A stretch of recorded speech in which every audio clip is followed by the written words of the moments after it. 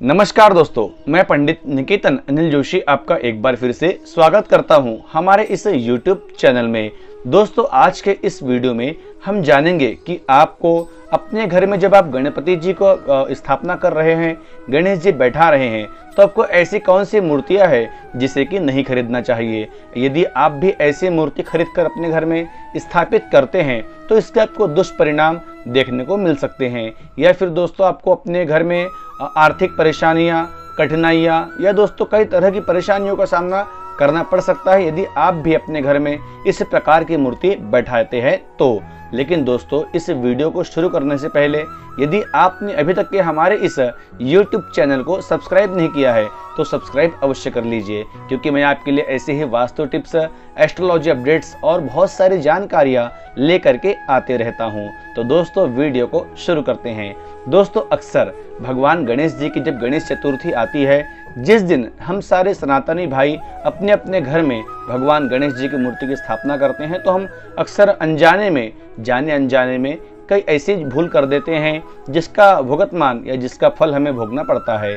दोस्तों, अनजाने में हम भगवान गणेश जी की कैसे भी मूर्ति उठा के ला लेते हैं, लेकिन दोस्तों भगवान गणेश जी की मूर्ति सही होना चाहिए, शास्त्र के अनुसार होना चाहिए। क्योंकि यदि दोस्तों हम अपने मन से ही भगवान गणेश जी का निर्माण करते हैं और अपने मन से गणेश जी की मूर्ति बनाकर कैसी भी मूर्ति हम लाके स्थापित करते हैं तो वह मूर्ति पूजा के योग्य नहीं होती है। दोस्तों, सबसे पहली बात तो यह है कि जब भी आप गणेश जी की मूर्ति को बुक करने जाइए या खरीदने जाइए तो दोस्तों ध्यान रखिए, गणेश जी की जो सूंड होती है वह होना चाहिए दाएं तरफ।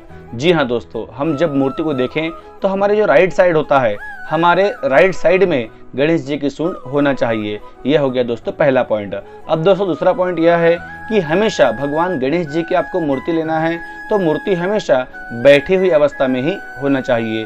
दोस्तों, भगवान गणेश जी बैठने के बड़े शौकीन होते हैं, तो ध्यान रखिए यदि हमारे घर में कोई मेहमान आता है तो हम उसको बैठा के रखते हैं, बैठालते हैं, खड़े खड़े मेहमान को हम नहीं रखते हैं। तो दोस्तों ध्यान रखिए, जब भी भगवान गणेश जी की आप मूर्ति लीजिए तो भगवान गणेश जी की मूर्ति आपको बैठी हुई अवस्था में ही लेना है।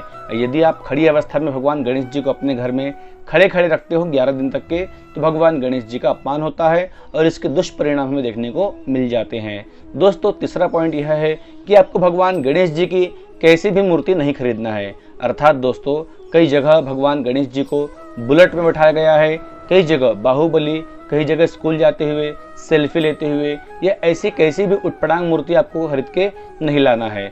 स्वयं भगवान गणेश जी बैठे हुए होना चाहिए, उनके हाथों में पाश होना चाहिए, अंकुश होना चाहिए, एक हाथ में लड्डू और एक हाथ आशीर्वाद देते हुए आपको इस प्रकार से भगवान गणेश जी की मूर्ति लेकर के आना है। अब दोस्तों चौथा पॉइंट यह है कि कभी भी आप मूर्ति लीजिए तो भगवान गणेश जी की सवारी अर्थात मूषक उसमें होना चाहिए। बिना मूषक के भगवान गणेश जी आते भी नहीं हैं और जाते भी नहीं हैं। तो ध्यान रखिए, यदि आप मूर्ति ले रहे हो तो उनके वाहन को आप साथ में अवश्य लेकर के आइए।